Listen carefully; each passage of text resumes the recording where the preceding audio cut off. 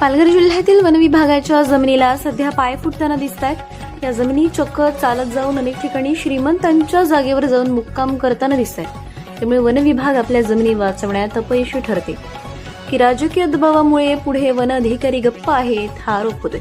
पालघर जिल्ह्यातील बोईसर जवळील किराड परिसरात वनजमिनीत सुरू असलेल्या कथित अवैध दगड उत्खनन प्रकरणाला आता नवं वळण मिळालंय। संबंधित खदानीची खोली तब्बल 200 ते 300 फुटांपर्यंत खोल गेल्याचा गंभीर आरोप करण्यात आलाय। याचबरोबर परिसरात सुरू असलेल्या क्रेशर मशीनमुळे मोठ्या प्रमाणात धुळीचे साम्राज्य पसरल्याने नागरिकांच्या आरोग्याचा प्रश्न निर्माण झालाय। या उत्खननामुळे भूगर्भातील नैसर्गिक पाण्याचे स्रोतही बाधित झाल्याचा दावा करण्यात येतो। 50 टनाच्या अवजड वाहतूक होत असल्यामुळे ग्रामीण भागातील रस्ते खराब करण्यात आले। या वनक्षेत्रात अवैध उत्खनन सुरू असल्याची तक्रार पालकमंत्री तथा वनमंत्री गणेश नाईक यांच्याकडे संपादक विजय घरत यांनी लेखी पत्र दिले।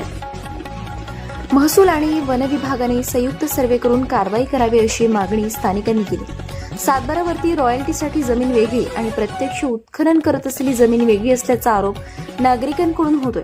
किराडमधील हा प्रकार सक्षम वन अधिकारी व महसूल यंत्रणेकडून सखोल चौकशी केली तर सत्य बाहेर येईल आणि शासनाचा व वनजमिनीची होणारी चोरी रोखता येईल ही अपेक्षा।